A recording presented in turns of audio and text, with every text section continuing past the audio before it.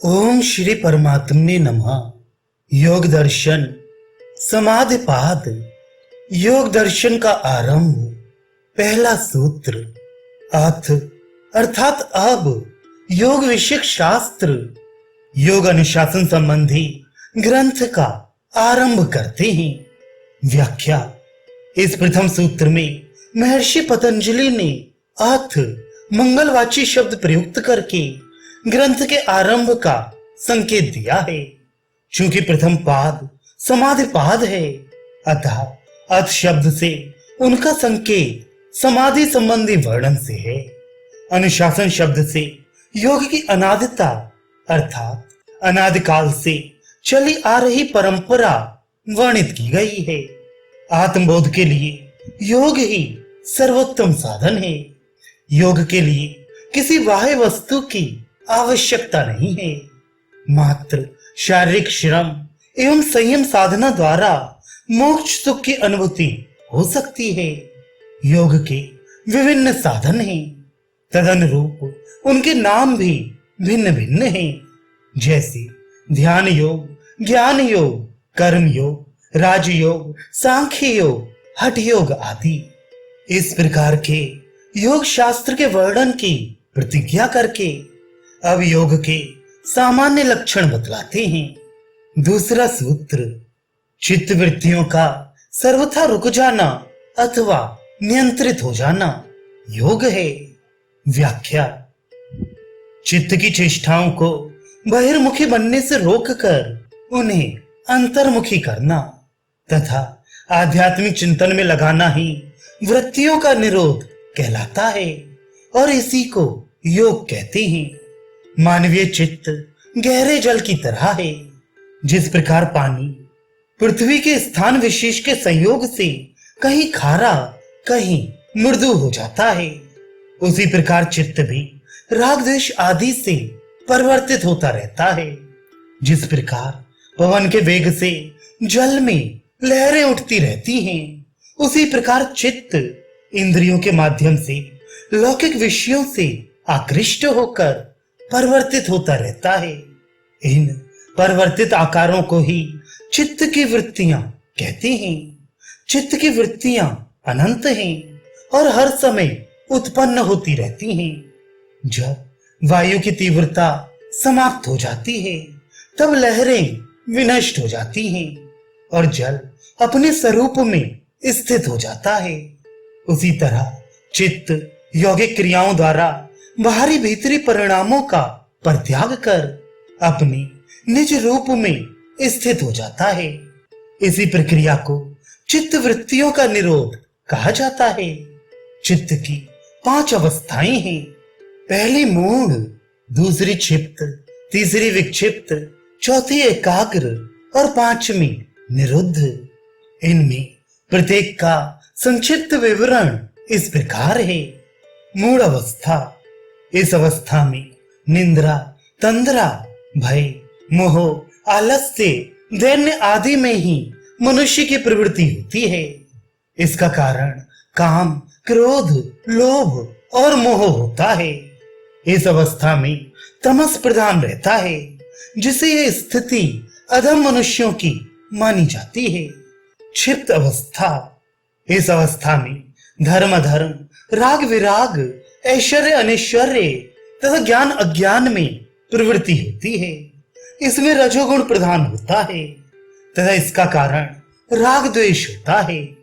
प्रायः साधारण संसारी मनुष्यों की यह स्थिति होती है। विक्षिप्त अवस्था। इस अवस्था में ज्ञान, धर्म, वैराग्य और ऐश्वर्य आदि में प्रवृत्ति होती है। चेहरे पर प्रसन्नता, क्षमा, धैर्य, श्रद्धा, दान, दया और ओजस दिखाई पड़ता है। इस अवस्था में प्रधानता तो सतोगुण की रहती है, परंतु साथ में रजोगुण भी रहकर अपना कार्य करता रहता है, जिसे चित्त में विक्षेप भी रहता है। इसलिए इस अवस्था को विक्षिप्त अवस्था कहते हैं। इसका कारण कर्म योग है। यह अवस्था उन जिज्ञासुओं की होती है जो अध्यात्म पथ के पथिक बनने की भावना रखते हुए उस पर चलने को प्रयत्नशील रहते हैं। एकाग्र अवस्था, जब रजोगुण और तमोगुण के विक्षेप रुक जाते हैं और वृत्तियों का प्रवाह एक ही दिशा में बना रहता है तथा सतोगुण की प्रधानता से चित्त निर्मल स्फटिक मणि के समान पवित्र और स्थिर हो जाता है, तब उस अवस्था को एकाग्र अवस्था कहते हैं। इस अवस्था में पूर्व में अनुभूत बाह्य विषयों के संस्कार अवश्य बने रहते हैं, जो कभी आकस्मिक रूप से जागृत होकर कभी कभी साधना में विघ्न उपस्थित करते रहते हैं, किंतु प्रायः चित्त एकाग्र ही रहता है, जिसे साधक को अणु परमाणुओं से लेकर महत तत्व पर्यंत ग्राह्य ग्रहण गृहीता समस्त विषयों का साक्षात्कार हो जाता है। चित्त की इसी स्थिति को संप्रज्ञात योग या संप्रज्ञात समाधि भी कहते हैं। यह अवस्था योगियों की होती है। निरुद्ध अवस्था, एकाग्र अवस्था में साधक को आत्मा और चित्त के भेद का साक्षात ज्ञान हो जाता है। योगी की यह स्थिति विवेक ख्याति है, किंतु त्रिगुण का परिणाम होने से यह अवस्था भी सुख रूप है। इसलिए योगी इससे भी विरक्त होकर इसका भी परित्याग करके निरोध की अवस्था में पहुंच जाता है, जिससे संस्कारों के बीच रहते हुए भी उनको जागृत करने में वह असमर्थ रहता है। यही चित्त की निरुद्ध अवस्था है।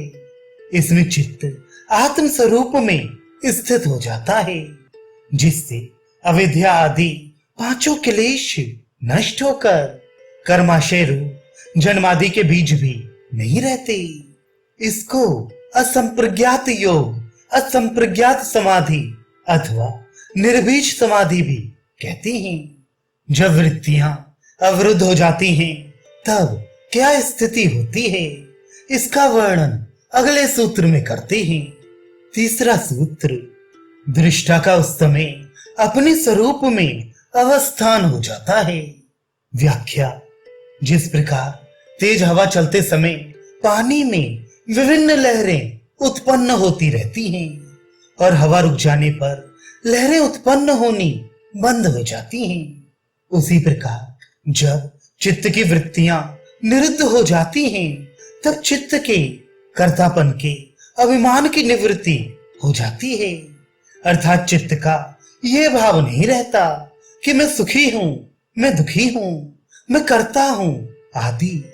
इस प्रकार अभिमान की निवृत्ति हो जाती है, जिससे वृत्ति रूप परिणाम होना भी बंद हो जाता है। तब आत्मा को अपनी शुद्ध स्वरूप का दर्शन होने लगता है। इसी को आत्मदर्शन और कैवल्य की स्थिति कहते हैं। निरुद्ध अवस्था से भिन्न व्युत्थान अवस्था में पुरुष के स्वरूप का वर्णन करते हुए सूत्रकार अगले सूत्र में निर्देश करते हैं।